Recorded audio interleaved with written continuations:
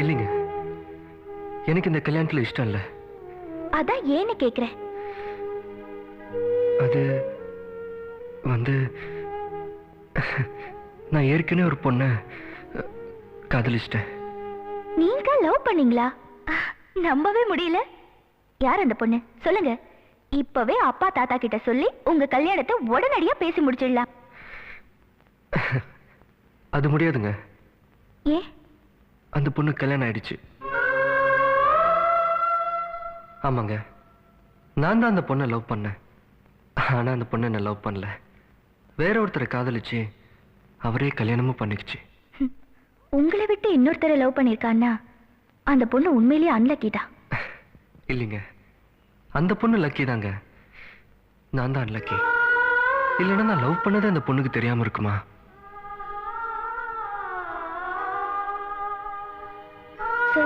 காதல்ல தோல்வி அடைஞ்சா அவங்களே நினைச்சு உருகிட்டு இருக்கணும்.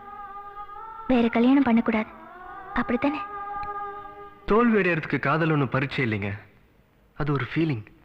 அந்த ஃபீலிங் ஒரு தடவை வந்துருச்சுன்னா மறுபடியும் அதை மாத்திக்கிட்டு இருக்க முடியாது. லவ் ஃபெயிலியர் ஆன எத்தனையோ பேர் வேற கல்யாணம் பண்ணிக்கிட்டு சந்தோஷமா இருக்கலையா? இருக்காங்க. ஆனா அவங்க சந்தோஷமா தான் இருக்கிறாங்களான்னு நமக்கு எப்படிங்க தெரியும்? எங்க லவ் ஃபெயிலியரை வேற கல்யாணம் பண்ணிட்டு வாழ்ந்துட்டு இருக்காங்களே, அவங்க ஒவ்வொருத்தர் நெஞ்சையும் தொட்டு சொல்லுங்க பார்க்கலாம். ஏன் மனசுல அந்த பழைய காதல் இல்ல, எல்லாத்தையும் மறந்துட்டு வாழ்ந்துட்டு இருக்கேன்னு? நிச்சயம் முடியாதுங்க. 100 வருஷம் ஆனாலும் எங்கோ ஒரு மூலையில அந்த முதல் காதல் வந்து ஞாபகப்படுத்திட்டு தாங்க இருக்கும்.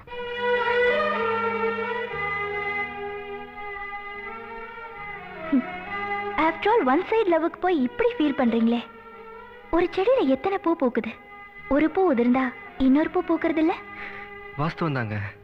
ஆனா உதிர்ந்த பூவை மறுபடியும் எடுத்து ஒட்டவேங்க பார்க்கலாம், முடியாது. அது மாதிரி தாங்க காதலும். சில பேருக்கு அது செடி மாதிரி, ஒன்று போச்சுன்னா இன்னொன்று. சில பேருக்கு அது பூ மாதிரி, ஒரு தடவை பூத்து உதிர்ந்ததுன்னா அவ்வளோதாங்க, மறுபடியும் எடுத்து ஒட்ட வைக்க முடியாது. அது மாதிரி தாங்க என் காதலும்.